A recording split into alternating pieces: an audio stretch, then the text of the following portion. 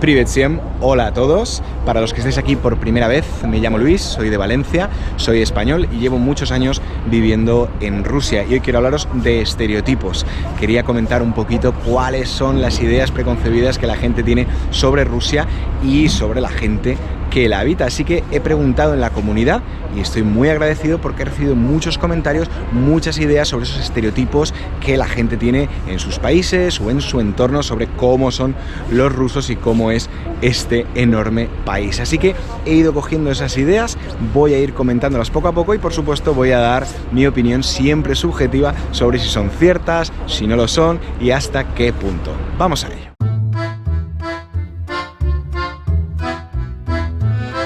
Una de las primeras ideas que nos vienen a la cabeza y que más habéis comentado en el canal es acerca de la frialdad de los rusos, de su rudeza, de su falta de modales.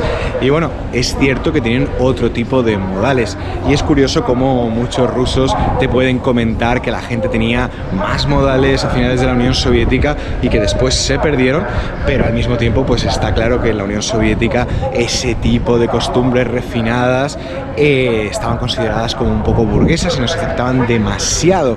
Lo cierto es que sorprende siempre, ¿no? Que los rusos pues no sonrían, que no se saluden cuando entras en la puerta de tu casa, que muchas veces no digan las gracias, que parezca que hablan un poquito a gritos. Y a ver, hay muchas razones, ¿no? Una es obvia, una es el clima. Cuanto más frío hace, pues la gente es un poquito más fría y más reservada y los rusos tienden a tener ese muro que cuesta un poquito de romper. Eso sí, cuando lo rompes, los rusos son personas súper divertidas, súper chistosas. En el canal me contaban que el humor ruso, o existía la idea de que el humor ruso era peor que el alemán y que eso ya es decir, bueno, no sé cómo es el humor alemán, pero la verdad es que los rusos adoran el humor, son muy chistosos y cuando los conoces bien te sorprende muchísimo. Lo cierto es que hay rudeza y agresividad en la sociedad rusa, no lo digo yo, lo dice por ejemplo el Instituto de Psicología de la Real Academia de Ciencias Rusa. Es verdad que hay estrés, muchas veces podemos recibir malas contestaciones, a veces se ve violencia, agresiones, hay muchos vídeos de YouTube donde lo podemos ver y la verdad es que ese estrés y esa agresividad tiene relación con muchos factores, no solamente el tema del clima, a veces las complicaciones económicas. Muchos expertos inciden en el tema de que es un país realmente nuevo y establecen un paralelismo con cómo eran las sociedades en Europa y en otras zonas en los años 70 y 80. Es decir, hay mucha gente que todavía no ha encontrado su lugar en esta nueva sociedad rusa, en un país que tiene 30 años y en la que muchas profesiones, muchas escalas sociales todavía están un poco bailando. Así que la agresividad es una forma de autoafirmarse. Los policías, los profesores ya no tienen el respeto que tenían antes, los trabajadores de fábricas tampoco, y parece que es un país muy duro donde se tiene uno que autoafirmar. Mañana puede ser pobre, pasado puede ser rico, todo puede volver a empezar, así que todavía dentro de la estabilidad que está teniendo Rusia en estos últimos años, pues hay todavía una especie de baile que a muchos parece no sentarles demasiado bien. El ruso al principio suele parecer muy áspero, pero en cuanto rompes esa barrera y ya llegas a una buena relación, enseguida vas a encontrar a gente afable, divertida y mucho más suave y pacífica de lo que podemos pensar. Otro de los estereotipos más extendidos es que todos los rusos son alcohólicos, ¿no? La verdad es que la historia de Rusia y el alcohol y el vodka especialmente siempre han ido de la mano y la verdad es que ha sido una fuente de ingresos muy fuerte para el propio país. Un país que en una de sus leyendas fundacionales, el príncipe Vladimir, pues eligió el cristianismo para su gente porque les permitía beber. La verdad es que ha sido una fuente de ingresos muy fuerte para el Estado históricamente. En 1860 se consideraba más o menos que el 40% de los ingresos venía directamente del monopolio del alcohol y la verdad es que siempre ha estado muy extendido. Esta persona que yace aquí, Lenin, intentó parar un poco esta especie de catástrofe que era el alcohol entre los trabajadores y los campesinos, pero nada, Stalin después volvió a ver que eso era demasiado rentable para abandonarlo. Y en zonas como Irkutsk, Yakutia, la verdad es que los problemas del alcoholismo son muy fuertes, pero la sociedad rusa está empezando a mentalizarse muchísimo, especialmente hace un par de años hubo un problema de envenenamiento con samagón, con vodka producido de manera casera, y eso llamó mucho la atención al público. Desde entonces se han tomado un montón de medidas. Hace 10 años las muertes por alcohol, las muertes directas, fueron de 25.000 personas personas ese año y el año pasado 6.000 o así. Eso indica mucho cómo ha bajado el nivel de alcoholismo. Y si antes pues era obligado beber en una reunión con rusos, ahora es muy común parar y decir, oye, yo no bebo. Hay muchos más abstemios y se nota muchísimo.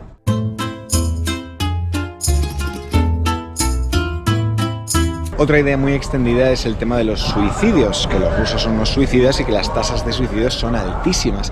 Y a ver, es parcialmente cierto, la tasa del año pasado fue de 12,4 suicidios cada 100.000 personas. Esa tasa pues es 3 veces superior a la de Colombia o México o 2,5 veces superior a la de España.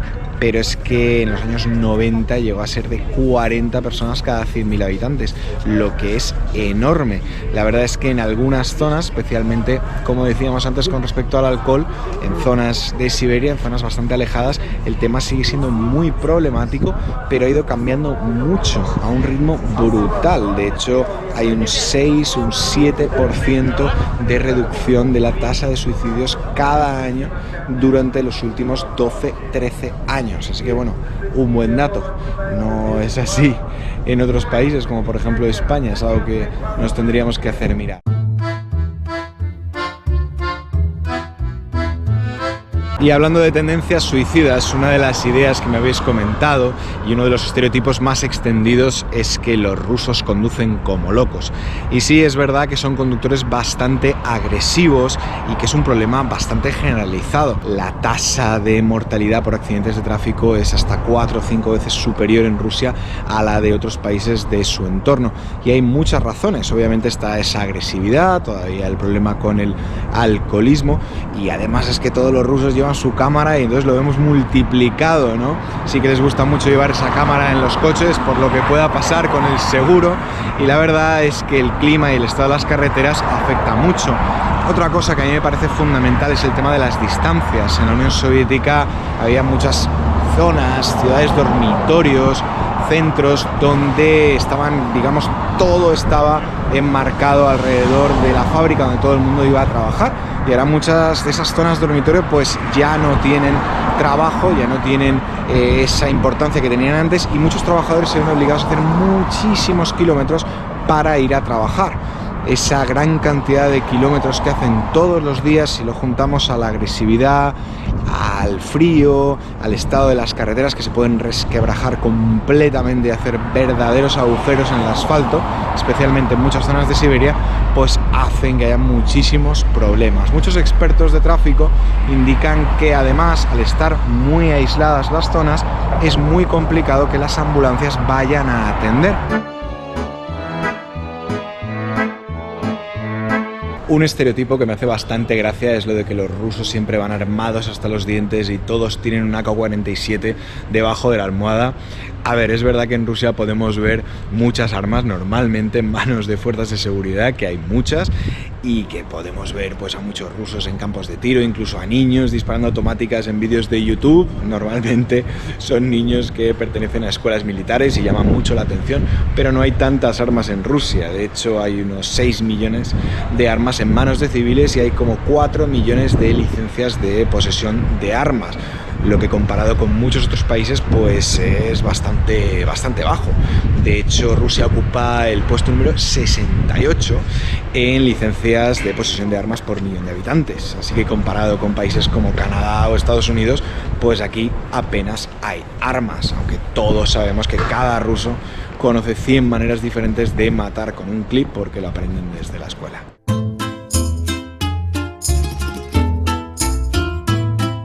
Uno de los estereotipos que más me llama la atención por su persistencia es que Rusia sigue siendo un país comunista.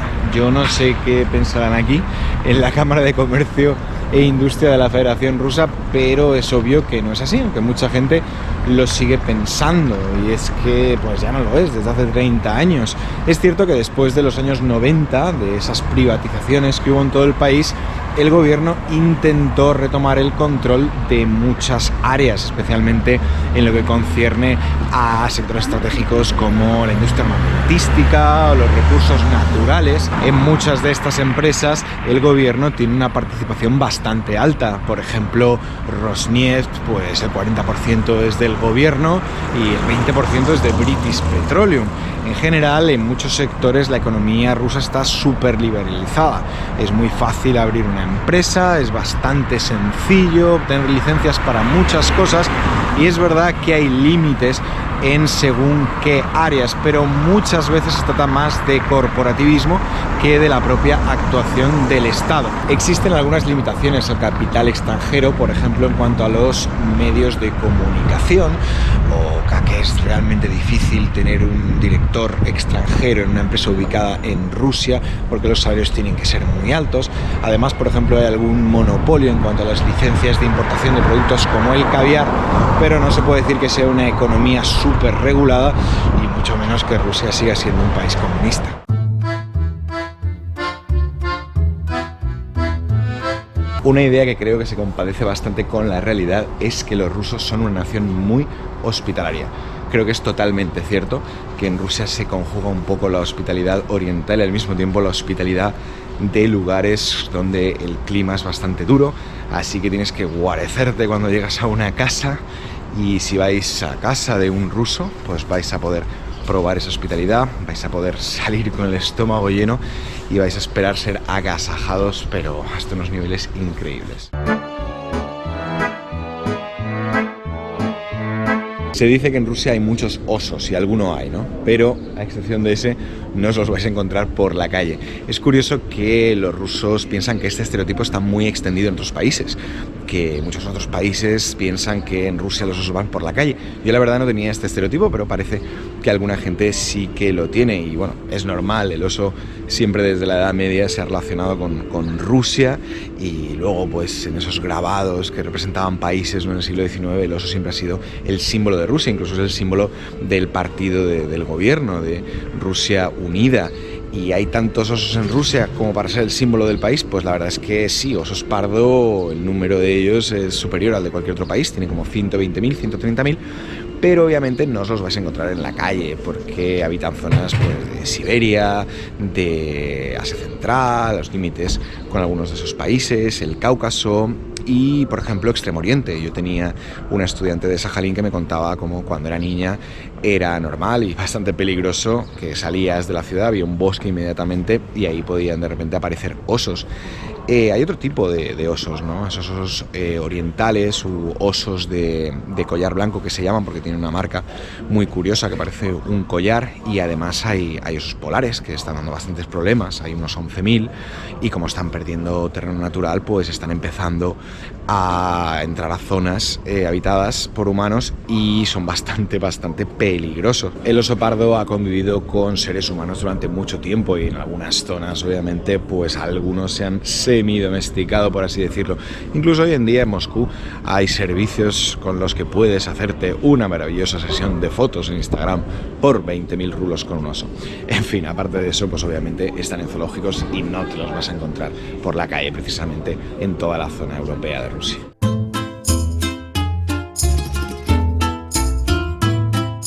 Uno de los estereotipos más generalizados es que la sociedad rusa es muy machista. Yo no sé si diría tanto, pero sí que me parece bastante sexista, en el sentido de que el rol de la mujer y el hombre están bastante delimitados, o al menos teóricamente, porque la verdad es que los rusos siempre están intentando describir cómo es la mujer ideal, cómo es el hombre ideal, así que igual lo tienen menos claro que nosotros mismos, ¿no? A mí es algo que siempre me llamó bastante la atención, porque por un lado pues tenía la imagen de ese sufragio femenino muy temprano en la Unión Soviética, de la mujer en la fábrica, de la mujer trabajadora, y luego pues esta imagen de la rusa muy guapa, muy emperifollada, dedicándose a tareas del hogar, donde el hombre lo paga todo. Así que tenía esas dos imágenes, y creo que en Rusia ese contraste se sigue dando, ¿no? Por un lado, pues en comparación a otros países, Rusia es uno de los sitios donde más mujeres se dedican a estudiar carreras técnicas. Hay muchas mujeres independientes, muy fuertes, que les cuesta mucho sacar las castañas del fuego a veces.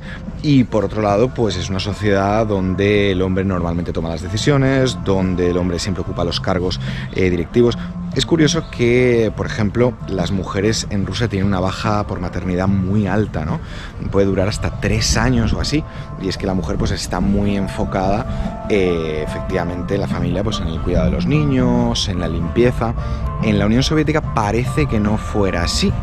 Es curioso que a finales de los 80 la mujer prácticamente trabajaba, el 90% de las mujeres estaban empleadas.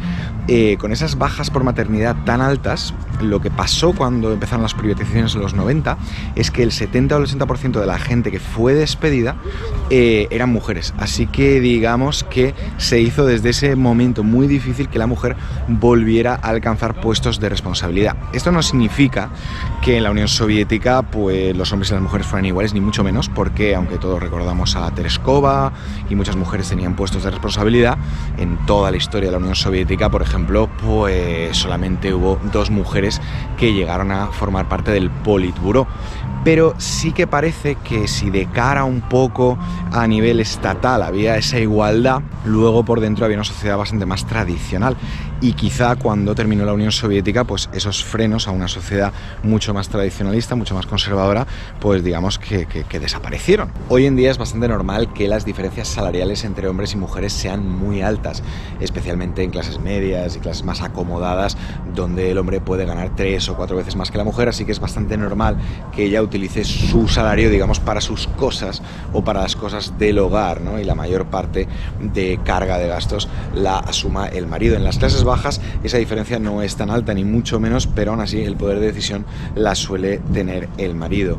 Es curioso como un amigo mío que vivió aquí mucho tiempo me decía una frase que me llamaba siempre mucho la atención, que era: Rusia es un país muy sorprendente donde solo trabajan las mujeres, y se refería precisamente a que en la atención al cliente normalmente veíamos siempre a mujeres en restaurantes, en tiendas, en bancos, y luego las posiciones intermedias y prácticamente todas las posiciones de dirección las ocupaban los hombres. Así que bueno, eso reflejaba bastante bien cómo funciona la sociedad rusa.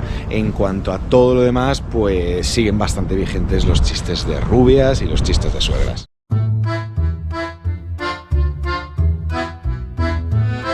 Y eso nos lleva a la siguiente idea preconcebida, y es eso de que la mujer rusa es una buscona que va solamente a por el dinero de los hombres. Y bueno, creo que es un mito bastante desacertado.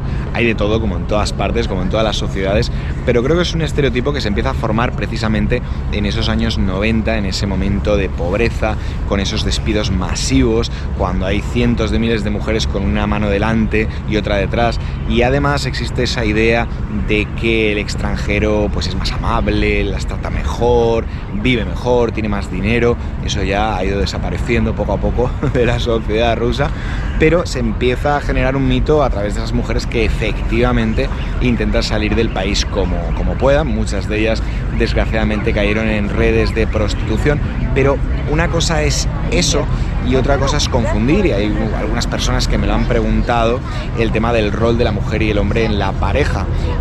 No se puede confundir el hecho de que una mujer quiera escapar o quiera salir o solamente esté buscando el dinero con los casos en los que simplemente la mujer entiende que el rol del hombre es proveer, lo cual es bastante común en la sociedad rusa, al menos entre la mayoría de rusas. Eso no significa que sea algo extremadamente normal. Hoy en día cambió mucho, y además hay muchas mujeres independientes que, como os decía, las pasan bien canutas a veces para poder alcanzar un estatus por sí mismas. Y en la sociedad actual, las generaciones más jóvenes, pues la verdad es que va cambiando mucho. Entonces no es tan raro, ¿no?, que la mujer pues no saque la cartera para pagar en una cena, cosa que a veces a muchos extranjeros pues puede sorprender, pero es parte normal debido principalmente a la economía de este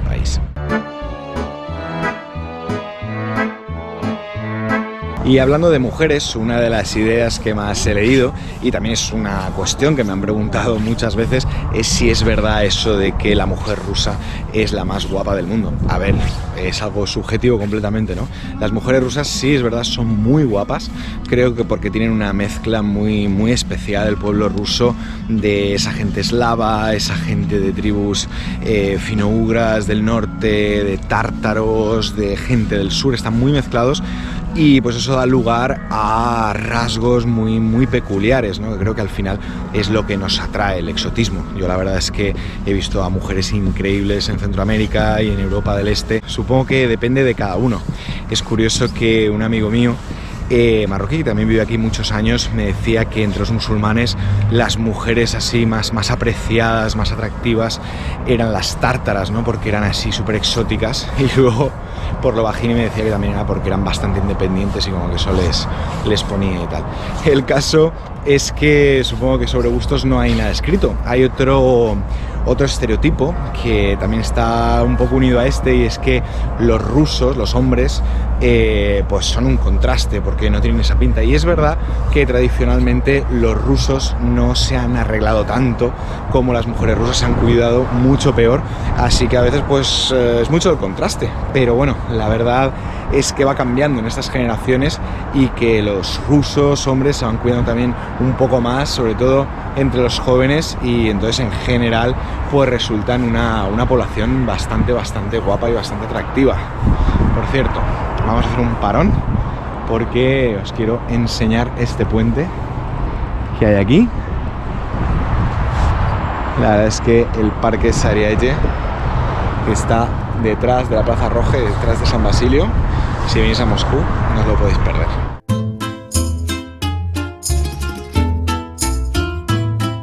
Un tema que he tratado ya en el canal por encima, pero que creo que interesa e importa a mucha gente de fuera, es el tema del racismo, si realmente Rusia es una sociedad racista, como a veces se la pinta, ¿no? Para empezar diré que yo no creo que haya sociedades intrínsecamente racistas, creo que siempre hay un poco de racismo en la gente que habita diferentes sociedades, y Rusia no es para menos. Además es conocida por ser una sociedad bastante patriótica, y la verdad es que a veces sorprenden algunas cosas, ¿no? A mí me escandaliza un poco cuando veo anuncios sobre alquiler de pisos o venta de pisos, y entonces se puede leer una nota que dice solamente rusos o solamente gente de etnia eslava, ¿no? Eso se ve bastante en esta sociedad. Yo creo que hay un racismo muy vinculado al nacionalismo ruso, especialmente a partir de los años 90, como una autoafirmación, y ese racismo se enfoca mucho en la gente de países del sur, países que formaron parte de la antigua Unión Soviética y como que les abandonaron. Entonces cuando Rusia se quedó sola más o menos, así un poco independiente de ese imperio que solía dirigir, pues como que hubo una sensación de rabia, ¿no?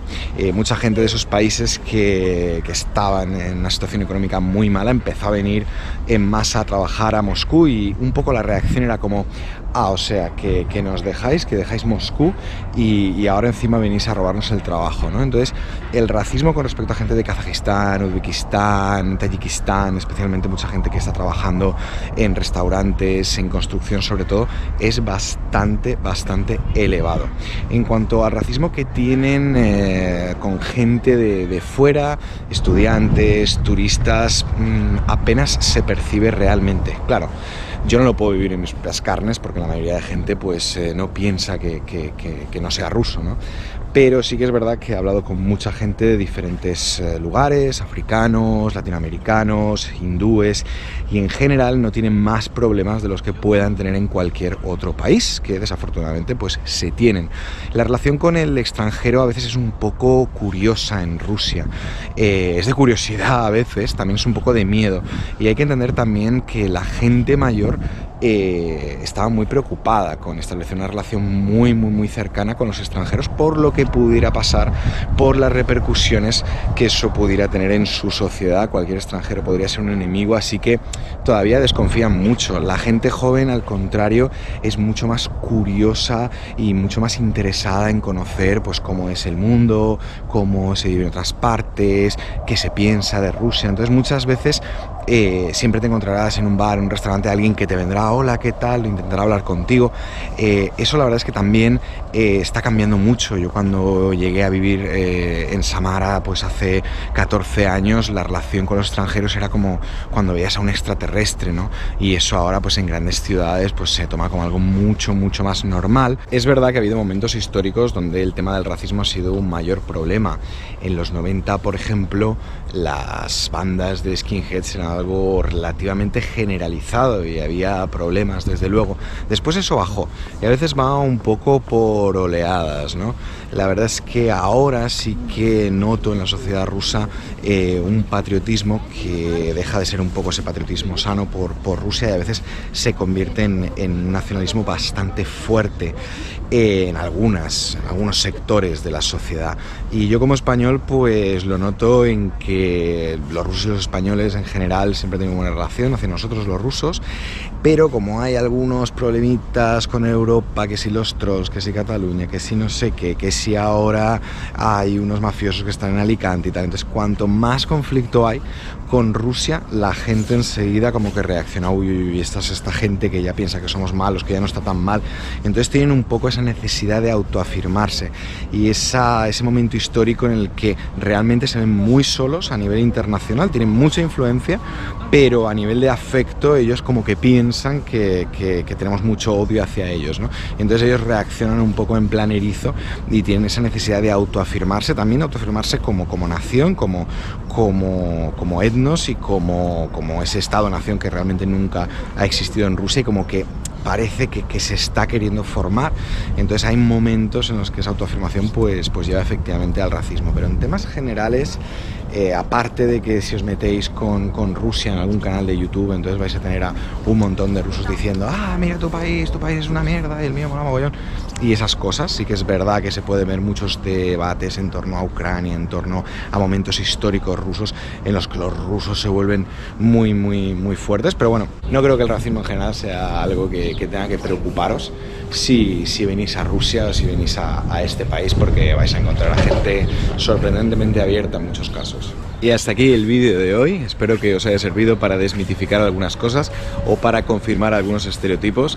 Espero que recordéis que todo esto es subjetivo, que para gustos colores, y que además, como en cualquier sociedad polarizada moderna, hay muchos tipos de rusos y muchos tipos de ideas. Sé que me dejo algunas cosas en el tintero, pero es que he hablado ya de algunos mitos en muchos otros vídeos, de algunos estereotipos, os dejo algún enlace. Muchas gracias por llegar hasta aquí y muchas gracias, Daniel, por tu apoyo en Patreon.